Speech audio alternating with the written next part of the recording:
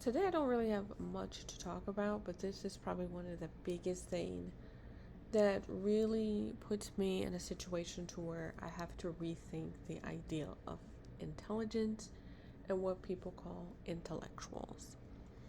Because specifically in science, like science, the origin of concepts, and specifically also with math, it seems like it comes together very um, to a particular point when it comes to math, is this disregard of information. So, certain, like the majority of people, won't understand concepts that can be easily explained. And it makes it look like you're dumb. It makes it look like you're not intelligent. And if you try to explain this to someone and you don't actually understand, say this particular process, this particular distribution or something, it's just going to make it look like you're a dumb person saying, oh, well, it's too hard. But I actually spent time breaking this down, and this is a request that I made because I understand how I learn in a way. It's really sort of more chaotic than that. But this is done absolutely on purpose. I don't care what anyone says because it's too consistent. There is so much information that it purposely is not conveyed to you, and purposely also has like a cycle mechanism. And when I mean cycle mechanism, usually it's like you're learning this within a certain amount of weeks. The person that you're talking to is just going to talk at you, and they're not actually teaching you anything. Then, if you ask about it, well, I'm not here to teach, this is college. Well, last time I checked, this is not something that people teach in high school. And even if you do teach some of the stuff in high school, there's a big jump and there's a lot of information that is not explained.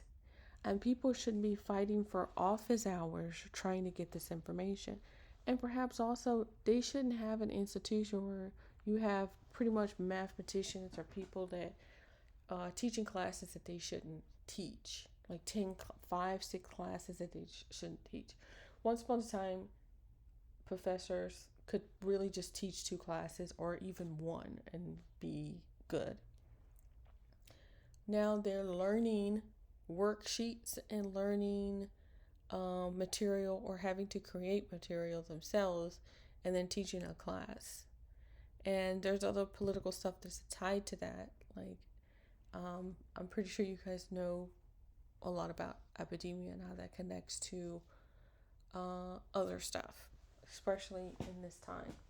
So either way, this exists 100 years ago. Like the same problem 100 years ago. Tesla did not finish school. Okay. There's a reason why people don't finish school. They often will drop out and pursue their own knowledge. And I think maybe that is also part of it. Like, you are not supposed to absolutely learn certain concepts until you are initiated into a certain program like PhD or something like that. And I've mentioned this before when it came to anthropology. Luckily, I was blessed with getting information outside of the institution, and I have surpassed them, thank God. Um, but this is something that I pretty much can say that I don't believe anything about geniuses anymore. I don't believe anything about intellectualness. I do believe that there is an educational gap, absolutely, but the amount of insane cryptography that you have to learn is unnecessary.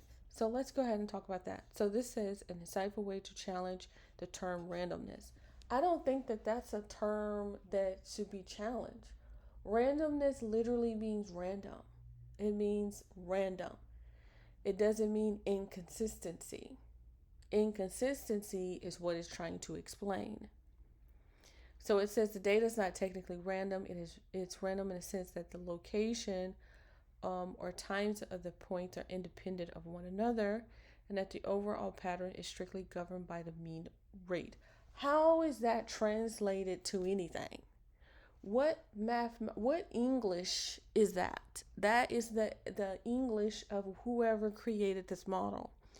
And really the English of mathematicians, or whoever data science, whoever considered, well, I think it's mathematicians, because they use the same concept when they come to chaos. They say, oh, we determine chaos, and then really they're not talking about chaos, like pure chaos. They're talking about their own version of chaos, right? So they're pretty much isolated everybody else. And then when people actually want to learn about their situations, what they often complain about that people don't understand, they don't want to explain this in a way that people can have a conversation with them, which is always my thing, just to have a conversation and do research and understand the world around me. I don't want to obsess with one particular point on a computer graph or whatever. To me, math is a tool, and it can explain some things, but it can't explain a lot. Like, it's not appropriate for everything. So this is done on purpose. So going back to the other videos where I say things about cryptography, and about how you have to go in and break down this stuff, this is almost impossible to do, because what kind of material are you going to get this information from?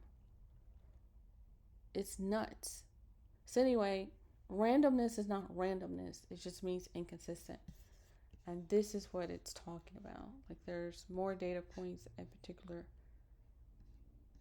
minutes. So you have 30 minutes here, and there's more information, more data there. Okay, and it disperses out. Another thing that I want to talk about is distributions, which has never been taught to me properly, ever. Okay, ever, never. This is just me asking the same questions to an AI model, and most of the time it tells me what everybody else tells me, but somehow randomly I got the right answer, or the right input, and I specifically asked for this graph. It did not suggest this. I specifically said, I need you to put the original data points on a graph, and then I want you to put the distribution on top. Use a line graph specifically. And it just finally clicked to me.